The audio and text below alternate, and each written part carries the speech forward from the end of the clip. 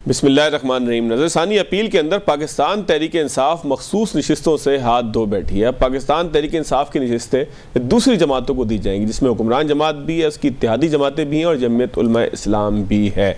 इस फैसले को माहिरीन कानून कैसे देखते हैं, आज के प्रोग्राम इस पर बात करेंगे। और प्रोग्राम के हिस्से में आखिरी हिस्से के अंदर इस तमाम कशमकश के अंदर कि जो मखसूस नशिस्तों का फैसला है, इमरान खान साहब का माइनस और प्लस होने की गुफ्तगू है, उसमें बजट कल पास हुआ है, उसकी जो गूंज है वो कहीं पर दब गई है, उस पर भी बात करेंगे। लेकिन प्रोग्राम के आखिरी हिस्से में, पहले हिस्से में मेरे साथ मौजूद है जहांगीर जदून साहब, सीनियर वकील हैं। आपका बहुत शुक्रिया जहांगीर साहब, साथ साथ में ज्वाइन किया हसन रज़ा पाशा साहब ने। पाशा साहब आपका भी शुक्रिया। जहांगीर जदून साहब, सर आइन के बरखिलाफ था फैसला, अब दुरुस्त हो गया है, एक राय ये पाई जाती है, एक राय और भी है, और वो राय ये है कि जी इसके अंदर पाकिस्तान तहरीक इंसाफ से ज़्यादती हुई है। क्योंकि जब फैसला आया था तब भी ये बहुत सारी बातें हुई थी कि बहुत सारे मामलात के ऊपर के जो अपील का हिस्सा ही नहीं थे उस पर इंसाफ दे दिया गया था। और अब ज़ाहिर है कि ऐसे ही लोगों की राय ये भी होगी कि जो है वो मामलात को ठीक कर लिया गया। तो अगर दोनों फैसलों को मिलाकर आप देखें और फिर पेशावर हाई कोर्ट के जिस फैसले को बरकरार रखा गया है, इन तीन को, बल्कि अब दो के बजाय तीन फैसले जो है वो कोर्टों के आ गए। इलेक्शन कमीशन की ज़ाहिर है कि हम गुफ्तगू नहीं करेंगे जब कोर्ट से जो है वो उसके ऊपर तीन तीन फैसले आ जाएँ। तो सर एक एक करके क्या आप समझते हैं कि कहाँ पर जो है वो आइन और कानून की बालादस्ती हुई है और कहाँ पर थोड़ी सी कोताही नज़र आती है?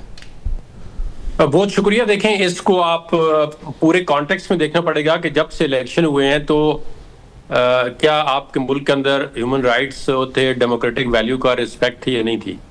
तो उसमें अगर आप देखें तो आइन और कानून की बात तब करें कि जब आइन और कानून दोनों तरफ से अमल हो रहा हो। जो ऑप्रेसिव है वो भी अमल कर रहा हो, जो अमल कराने वाला है वो भी कर रहा हो। लेकिन पाकिस्तान के अंदर आइन और कानून नहीं है, रूल ऑफ लॉ नहीं है, रूल ऑफ रूलर है। जो हुक्मरान है उनकी जो बात है वो चलती है। तो इस तरह से ना आज हमारी अदालतें इंडिपेंडेंट है, ना कोई रूल ऑफ लॉ उस तरह नाफज है जिस तरह होना चाहिए। आइन और कानून की बात तो हो ही नहीं सकती। बात उसकी होती है, एग्जेक्टिव की बात हो रही है, जो एग्जेक्टिव चाहेगी वही आइन है और वही कानून है। देखें ना, ये एक ऐसा फैसला है जो जुडिशियल हिस्ट्री में भी, आइन में भी, कानून में भी मुतनाज़ा रहेगा। उसकी वजूहात हैं। अगर आज ये फैसला वो जज कर लेते, वो रिव्यू कर लेते जिन्होंने पहले 12 जुलाई को फैसला दिया है, तो इसकी नोयत चाहे वो उनके खिलाफ ही आता तो एटलीस्ट ये कहते कि उन्होंने अपना फैसला रिव्यू कर लिया है, उन्होंने कोई गलतियों की निशानदेही कर ली है।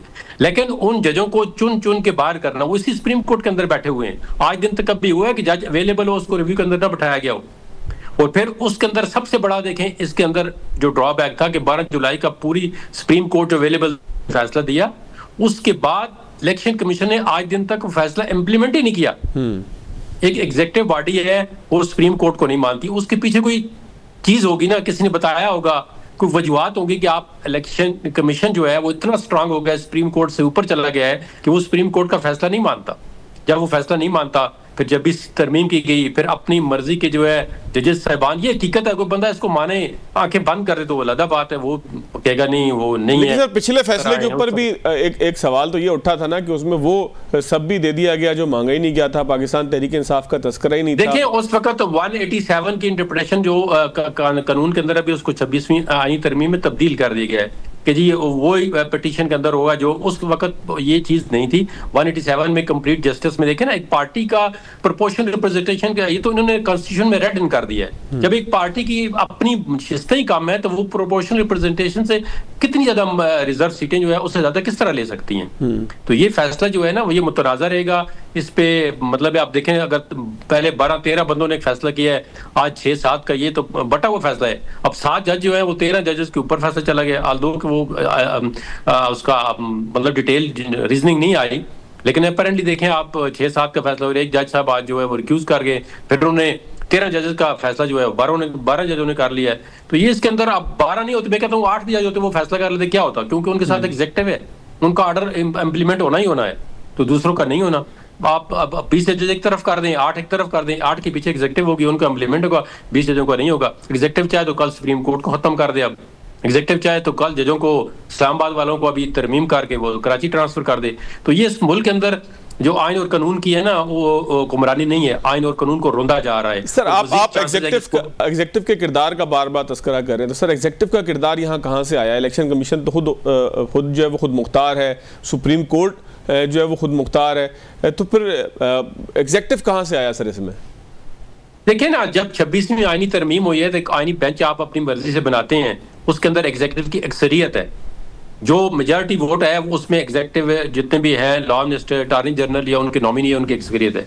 तो सारा काम तो देखिए ना मैनेजमेंट के जरिए चल रहा है। अपरेंट आप उन जजों को क्यों नहीं शामिल किया गया जो बैठे हुए थे रिव्यू में?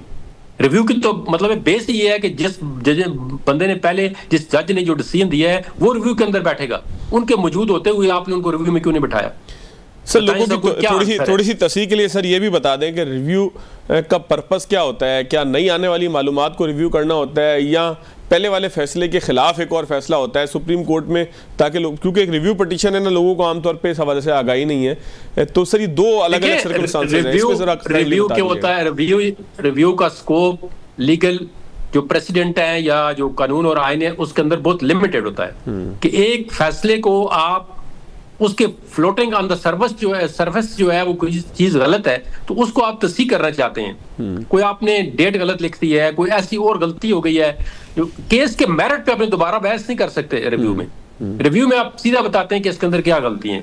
यदि जजमेंट के अंदर गलती हो तो वो आप उसको उसके अगर वो कहते हैं कि किसी आइन और कानून के बिल्कुल खिलाफ है तो पूरी फुल सुप्रीम कोर्ट देखें एक डिसीजन दे रही है तो इलेक्शन कमीशन इंप्लीमेंट ही नहीं कर रहा।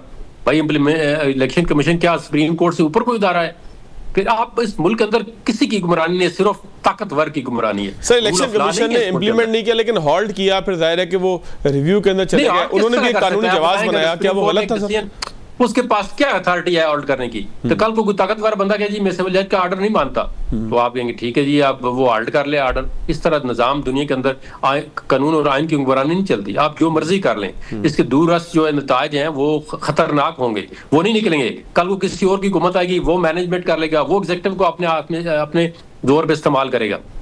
हमें तो एक एक जज का पता है सर क्या कैरेक्टर है और क्या किस तरह वो काम करता है। क्या सर ये जजेस का अलग हो जाना, सर इसकी क्या वजह है? सलाउद्दीन पंवर साहब आज अलग हुए 17वीं। देखिए उन्होंने तो एक बड़ी ग्रेस शो की है मेरे ख्याल में, अमूमन इस तरह जज नहीं करते। तो उन्होंने समझा है कि अगर मेरे होते हुए इनको कोई इतराज है तो ये होता है ना एक मतलब असूली प्रिंसिपल स्टैंड, कि उनका दिल भी चाह रहा था कि मैं न जाऊं, लेकिन उन्होंने फिर भी समझा कि चलें अगर इनको, हालांकि वो इतराज हो सकते हैं वो जायज ना हो, लेकिन उसके बावजूद उन्होंने कहा जी मैं बेंच छोड़ता हूं। अब 12 जजों ने केस सुना है, 13 का फैसला 12 ने रिव्यू कर लिया सर। लेकिन 17वीं 18वीं पेशी पे जाके आप जो है वो देखिए वो गलत है। मैं ये कहता हूँ हो सकता है उनका इतराज गलत हो, लेकिन उन्होंने बहुत बड़ी ग्रेस शो की है और उन्होंने बड़ा एक मतलब ऐसा फैसला कोई हर जज नहीं कर सकता।